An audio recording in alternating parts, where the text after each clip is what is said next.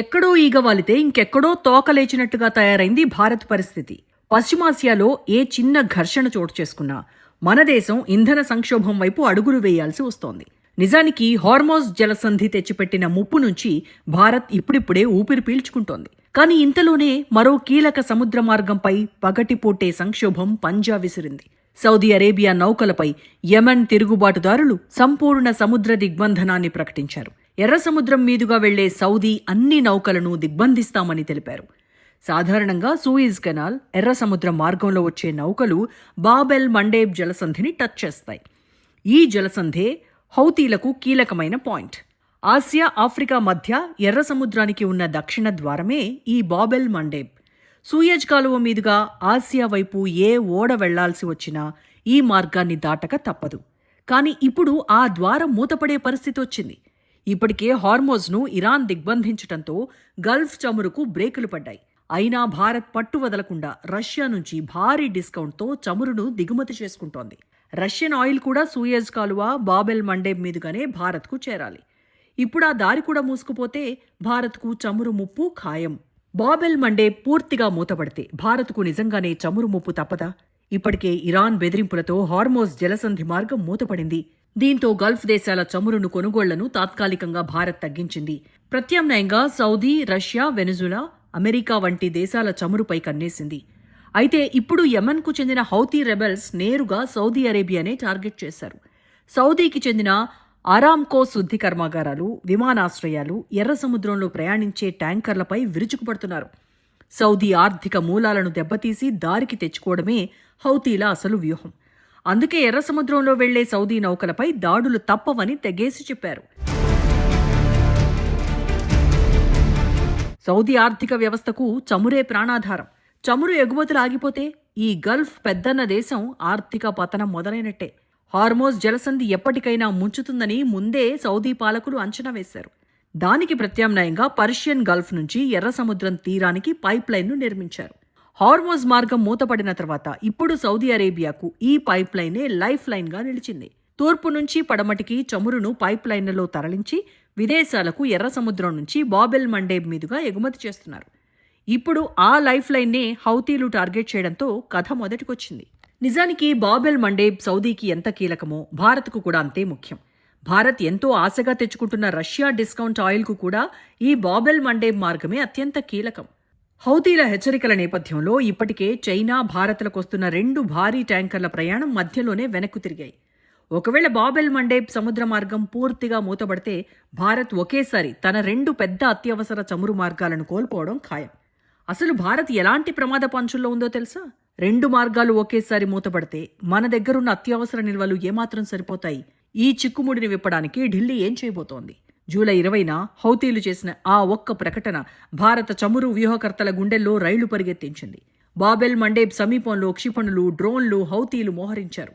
Saudi అరేబియాకు strong signals ఇచ్చారు.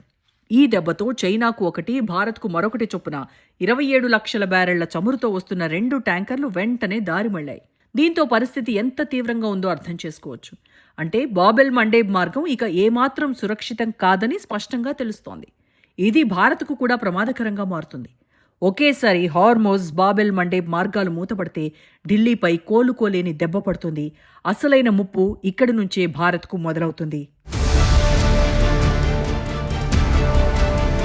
హౌతీల హెచ్చరికలు Babel మండేబ్లో పొంచి ఉన్న ప్రమాదం నిజమేనని ఇన్సూరెన్స్ కంపెనీలు, నౌకా యజమానులు నిర్ధారించుకున్నారు. అందుకే ట్యాంకర్లను వెనక్కి మళ్లించారు. కేవలం గాలి వార్తలను నమ్మి కోట్ల రూపాయల సరుకుతో వెళ్లే నౌకలు దారి మార్చుకోవు. హౌతీలకు, సౌదీకి మధ్య ఈ పోరాటం యాదృచ్ఛికంగా మొదలైనది కాదు. పక్కా వ్యూహాత్మకంగా సాగుతున్న రణరంగం. ప్రపంచ సముద్ర వాణిజ్యంలో ఏటా 10 నుంచి 12% ఈ బాబెల్ మండేబ్ మార్గం గుండానే జరుగుతుంది. ఈ మార్గం నిలిచిపోతే భారత్కు ప్రమాదం ఎక్కువ. ఇరాన్ యుద్ధంతో హార్మోజ్ జలసంధి ఇప్పటికే మూతపడింది. ప్రపంచ చమురు సరఫరాలో 5వ వంతు ఈ మార్గం గుండానే సరఫరా అవుతోంది. గల్ఫ్లో చమురును ప్రత్యామ్నాయ మార్గంలో మళ్లించే సామర్థ్యం ఉన్న ఒక్క దేశం సౌదీ అరేబియా. రియాద్కు తూర్పున ఉన్న అబ్కైక్ నుంచి ఎర్ర సముద్ర తీరంలోని యాన్బూ పోర్టుకు పైప్ లైన్ ఉంది. తన ఎగుమతుల్లో 70% చమురును సౌదీ అరేబియా ఇప్పుడు ఈ పైప్ లైన్ నుంచే మళ్లిస్తోంది. అంటే హార్మోజ్ జలసంధి మూతపడినా తన చమురు వ్యాపారాన్ని ఈ ప్రత్యామ్నాయ మార్గంలో సురక్షితంగా నిర్వహిస్తోంది. ఇన్నాళ్ళు ఇది సాగింది. కానీ ఎర్ర సముద్రం ఇప్పుడు మరో పెద్ద సుడిగుండంలో చిక్కుకుంది.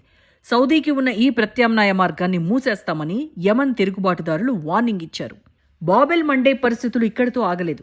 ఇరాన్పై అమెరికా దాడులు తీవ్రతరం చేస్తే బాబెల్ మండేబ్ జలసంధిని కూడా పూర్తిగా మూసేయాలని తెహ్రాన్ ఇప్పటికే హౌతీలను కోరినట్లు వార్తలొస్తున్నాయి. ఇరాన్కు ప్రచ్ఛన్న శక్తి హౌతీలు.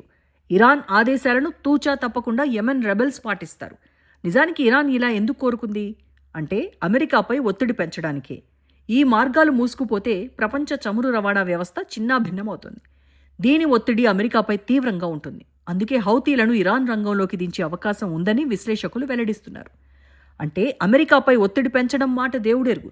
బాబెల్ మండేబ్ను మూసేస్తే దెబ్బకు సౌదీ అరేబియా రెండో ఎగుమతి మార్గం కూడా మూతపడుతుంది. భారత్ దిగుమతి చేసుకునే ముడి చమురులో 7% పైగా సౌదీ నుంచే వస్తోంది.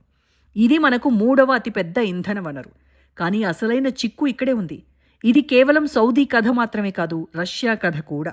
భారత్ కొనుగోలు చేసే చమురులో ఇప్పుడు రష్యా వాటానే అధికం. రికార్డు స్థాయిలో జూన్లో నిత్యం 25.8 లక్షల బ్యారెళ్లను రష్యా నుంచి భారత్ దిగుమతి చేసుకుంది.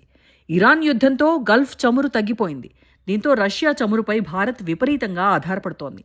అంటే హార్మోజ్ను బైపాస్ చేయడానికి సౌదీ వాడే ఆయుధం ఎర్ర సముద్రం. రష్యా నుంచి భారత్కు రికార్డ్ ఆయిల్ రావడానికి కూడా ఆధారంగా మారింది. అంటే బాబెల్ మండేబ్ మూతపడితే రష్యా నుంచే కాదు, సౌదీ నుంచి భారత్కు వచ్చే చమురు కూడా ఆగిపోతుంది. ఒకవేళ బాబెల్ మండేబ్ మార్గం మూతపడితే సౌదీ చమురు పూర్తిగా ఆగిపోతుంది. రష్యా చమురుడు మాత్రం ఆఫ్రికా చుట్టూ తిరిగి భారత్కు దిగుమతి చేసుకునే అవకాశం ఉంది. కానీ ఇది తీవ్రమైన వ్యయ ప్రయాసాలకు సంబంధించిన వ్యవహారం. ఏ రకంగా చూసుకున్నా భారత్కు వచ్చే చమురుపై ఒకేసారి 2 దెబ్బలు పడుతున్నాయి. షిప్పింగ్ డేటా ప్రకారం రష్యా, చైనా నౌకలు పాశ్చాత్య దేశాలకు చెందినవి కావని ప్రకటించుకుంటున్నాయి. దీంతో హౌతీలు ఆ 2 దేశాలకు చెందిన నౌకలపై దాడులు చేయకుండా మినహాయింపు ఇచ్చారు. ఇన్నాళ్లు ఈ మినహాయింపే భారత్కు ఒక రకమైన భద్రతా కవచంగా నిలిచింది. కానీ సాయుధ తిరుగుబాటు ముఠా దయపై ఆధారపడే భద్రత అసలైన భద్రత కాదు. అది కేవలం ఒక గ్యాంబ్లింగ్ మాత్రమే. భారత్ను వేధించే ప్రధాన అంశం అత్యవసర చమురు నిల్వలు. భారతీయ రిఫైనరీల వద్ద కేవలం 20 నుంచి 25 రోజులకు సరిపడా నిల్వలు మాత్రమే ఉన్నాయి. ఇది చాలా చిన్న రక్షణ కవచం. ఈ 2 జలసంధులు ఒకేసారి బంద్ అయితే భారత్ పరిస్థితి ఏంటి? అందుకే కేంద్ర ప్రభుత్వం ప్రత్యామ్నాయ ప్లాన్ వేసింది. సముద్రంలో ఆసియా వ్యాప్తంగా నిలిపి ఉంచిన రష్యన్ చమురు నౌకల నుంచి అత్యవసరంగా ఇంధనాన్ని కొనుగోలు చేయడం ప్రారంభించింది. రష్యా నుంచి చమురు నౌకలు ప్రయాణం మొదలైతే క్షణక్షణం ఏం జరుగుతుందోనని ఉత్కంఠగా ఎదురుచూడాల్సి వస్తుంది. ఈ నేపథ్యంలో కొత్తగా నౌకలు బయలుదేరి వచ్చే వరకు భారత్ వేచి చూడటం లేదు. ఇప్పటికే సముద్రంలో అందుబాటులో ఉన్న రష్యన్ ట్యాంకర్ల నుంచే భారత్ చమురును పొందుతోంది. దీంతో పాటు యెమెన్ తీరంతో సంబంధం లేని బ్రెజిల్, అంగోలా, వెనిజువెలా, అమెరికా వంటి దేశాల నుంచి చమురు సేకరణకు భారత రిఫైనరీలు వేగంగా పావులు కదుపుతున్నాయి. భారత్ ముందున్న లెక్క చాలా నిష్కర్షగా ఉంది. 2 కీలక మార్గాల దిగ్బంధం టెన్షన్ పెడుతోంది. చేతిలో కేవలం 20 రోజుల అత్యవసర నిల్వలు కలవరానికి గురిచేస్తున్నాయి. వీటికి తోడు రోజురోజుకు కొత్త రూపాలు దాలుస్తున్న పశ్చిమాసియా యుద్ధం భారత్ను భయపెడుతోంది. హార్మోజ్ జలసంధి మార్గం ఒక్కటి మూతపడితేనే భారత ఇంధన భద్రత ఎంతలా వణికిపోయిందో ఢిల్లీకి ముందే అర్థమైంది. ఇప్పుడు బాబెల్ మండేబ్ కూడా అదే ప్రమాదాన్ని రెట్టింపు చేసి చూపిస్తోంది. ఇప్పటివరకు భారత రిఫైనరీలు పరిస్థితులకు తగ్గట్టు వేగంగా చర్యలు తీసుకుంటున్నాయి. సంక్షోభాన్ని సమర్థవంతంగా తట్టుకోవడానికి ఎత్తుగడలు వేస్తున్నాయి. రష్యా క్రూడ్ ఆయిల్ భారతదేశంలో చమురు సంక్షోభం రాకుండా అడ్డుకుంది. కానీ ఇప్పుడు ఎదురవుతున్న ఈ కొత్త సవాల్ పూర్తిగా భిన్నమైంది, అత్యంత ప్రమాదకరమైంది. దీని నుంచి భారత్ ఎలా బయటపడుతుందన్నదే ఇప్పుడు చర్చనీయాంశంగా మారింది. ప్రస్తుతం భారత్ ఏ దేశం నుంచి చమురు కొనుగోలు చేస్తుందనేది మ్యాటర్ కానే కాదు. ఇతర దేశాల నుంచి కొనుగోలు చేసిన ఆ చమురు ఎంత సురక్షితంగా, ఎంత వేగంగా మన పోర్టులకు చేరుకోగలుగుతుంది అన్నదే అసలైన ప్రశ్న. హౌతీలకు ప్రధాన టార్గెట్ సౌదీ అరేబియా కావచ్చు, ప్రత్యక్ష రణరంగం ఎర్ర సముద్రం కావచ్చు.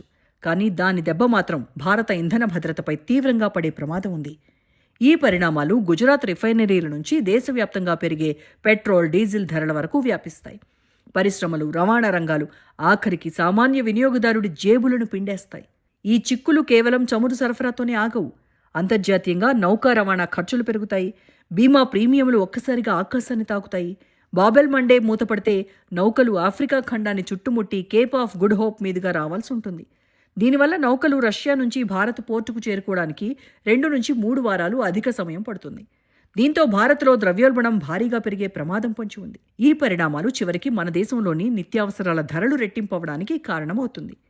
దీంతో సామాన్యుడికి మళ్లీ ధరల మోత తప్పదు. ఇరాన్ యుద్ధం ప్రారంభంలో గ్యాస్ కొరత కారణంగా ప్రజలు తీవ్ర ఇబ్బందులకు గురి కావాల్సి వచ్చింది. ఈసారి బాబెల్ మండే మూతపడితే పరిస్థితులు ఎంత దారుణంగా మారతాయో ఊహించలేము. ప్రస్తుతం ఢిల్లీ ముందున్న అతిపెద్ద సవాల్ సమర్థవంతమైన దౌత్య వ్యూహాలను వేగంగా అమలు చేయడం. ఒకవైపు రష్యాతో ప్రత్యేక రవాణా ఒప్పందాలు చేసుకుంటూనే మరోవైపు ఇరాన్, హౌతీ రెబల్స్తో తెరవెనక దౌత్యం నడపాల్సిన పరిస్థితి ఏర్పడింది. మన డబ్బుతో మనం చమురును కొంటుంటే వాళ్లతో ఎందుకు చర్చలు జరపాలి?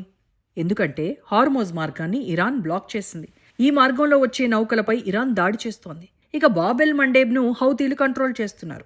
ఈ మార్గంలో కూడా నౌకలపై హౌతీలు దాడులు చేస్తున్నారు. ఈ నేపథ్యంలో భారత నౌకలపై దాడులు జరగకుండా ఇరాన్, హౌతీల నుంచి రక్షణ హామీ పొందడం అత్యవసరంగా మారింది. మన నౌకాదళం ఇప్పటికే అరేబియా సముద్రం, ఎర్ర సముద్ర ప్రాంతాల్లో పెట్రోలింగ్ని తీవ్రతరం చేసింది. కేవలం 2 సముద్ర మార్గాలపై ఆధారపడే 140 కోట్ల మంది జనాభా ఇంధన భద్రత ఆధారపడి ఉండటం ఎంత ప్రమాదకరమో ఈ సంక్షోభాలు నిరూపిస్తున్నాయి. అందుకే ఢిల్లీ ఇప్పుడు తన స్ట్రాటజిక్ పెట్రోలియం రిజర్వ్ సామర్థ్యాన్ని పెంచుకోవాలి. దీంతో పాటు అట్లాంటిక్ కారిడార్లో లభించే అమెరికా, వెస్ట్ ఆఫ్రికా చమురు వనరులపై దీర్ఘకాలిక ఒప్పందాల దిశగా వేగంగా అడుగులు వేస్తోంది. గతంలో రష్యా ఆయిల్ను చాకచక్యంగా కొనుగోలు చేసి ప్రపంచాన్ని ఆశ్చర్యపరిచిన భారత్ ఇప్పుడు ఈ రవాణా సంక్షోభాన్ని ఎలా దాటుతుందనేదే అసలు ప్రశ్న. భారత్కు రాబోయే తదుపరి చమురు సంక్షోభం పర్షియన్ గల్ఫ్లో ప్రారంభం కాకపోవచ్చు. అది ఎర్ర సముద్రంలోనే మొదలవచ్చు. ఇప్పుడు ఢిల్లీ అత్యవసరంగా సమాధానం వెతకాల్సిన ప్రశ్న ఒక్కటే. ఒక్క సంక్షోభాన్ని తట్టుకోవడానికి మన అత్యవసర చమురు వ్యూహాలను సిద్ధం చేసుకున్నాము. అలాంటిది మన వ్యూహాలు ఒకేసారి 2 సవాళ్లు విరుచుకుపడితే తట్టుకునేంత బలంగా ఉన్నాయా? భారత్ ఆర్థిక వ్యవస్థను గట్టెక్కించే ప్రత్యామ్నాయ ప్రణాళిక ఢిల్లీ దగ్గర ఉందా? సరిగ్గా ఇక్కడే భారత్కు మరో పెద్ద సవాల్ కూడా ఎదురవుతోంది. ఇప్పటివరకు రష్యా డిస్కౌంట్ ఆయిల్ను సూయజ్ కాలువ మీదుగా వేగంగా దిగుమతి చేసుకున్నాం. కానీ ఎర్ర సముద్రం మూతబడి రష్యన్ నౌకలు ఆఫ్రికాను చుట్టుముట్టి రావాల్సి వస్తుంది. దీంతో రవాణా వ్యయం, ఇన్సూరెన్స్ ఫీజులు భారీగా పెరిగిపోతాయి. ఫలితంగా ఇప్పటివరకు భారత్కు లభించిన రష్యన్ ఆయిల్ డిస్కౌంట్ ప్రయోజనం పూర్తిగా ఆవిరైపోయే ప్రమాదం ఉంది. మరి ఈ పరిస్థితి నుంచి బయటపడడానికి ఢిల్లీ ముందున్న దౌత్య మార్గాలేంటి? గల్ఫ్లో శాంతి కోసం ఇరాన్, అమెరికాతో చర్చలు జరపడం భారత్కు ఇప్పుడు అత్యంత ఆవశ్యకం. యుద్ధం ఆగితే తప్ప మన దేశానికి చమురు సురక్షితంగా వచ్చే మార్గాలు కనిపించడం లేదు. నిజానికి యుద్ధాన్ని ఆపాలని భారత్ కోరుతోంది. అలానే యుద్ధంలో ఏ పక్షానికి భారత్ మద్దతు ఇవ్వటం లేదు, ప్లస్ జోక్యం చేసుకోవడం లేదు. మరోవైపు మన వ్యాపార నౌకలకు రక్షణగా అరేబియా సముద్రం, ఎర్ర సముద్ర ప్రాంతాల్లో ఇండియన్ నేవీ పెట్రోలింగ్ను మరింత తీవ్రతరం చేయడంపై భారత్ దృష్టి పెట్టింది. దీనికి తోడు ఆఫ్రికా, లాటిన్ అమెరికా దేశాల నుంచి సురక్షిత మార్గాల్లో చమురు దిగుమతులు పెంచుకునేలా కొత్త ఒప్పందాలపై ఢిల్లీ ముమ్మరంగా పనిచేస్తోంది. గతంలో ఎదురైన ప్రతి ఇంధన సంక్షోభాన్ని భారత్ అత్యంత చాకచక్యంగా దాటగలిగింది. కానీ ఒకేసారి 2 ప్రధాన సముద్ర మార్గాలు మూతపడటం అనేది ముందెన్నడూ లేని చారిత్రాత్మక అత్యవసర పరిస్థితి. రాబోయే కొద్ది వారాల్లో ఢిల్లీ తీసుకునే వ్యూహాత్మక నిర్ణయాలు మాత్రమే భారత ఆర్థిక వ్యవస్థను, ఇంధన భవిష్యత్తును సురక్షిత తీరాలకు చేర్చగలవు. ప్రపంచ పటంలో రణరంగాలు ఎక్కడో జరుగుతూ ఉండొచ్చు, కానీ దాని ప్రతికూల ప్రభావం మాత్రం భారతీయ సామాన్యుడి బడ్జెట్ను శాసించే స్థాయికి చేరింది. ఈ సముద్ర దిగ్బంధన సంక్షోభాన్ని భారత్ తన ప్రత్యామ్నాయ వ్యూహాలతో ఎలా అధిగమిస్తుందో వేచి చూడాలి.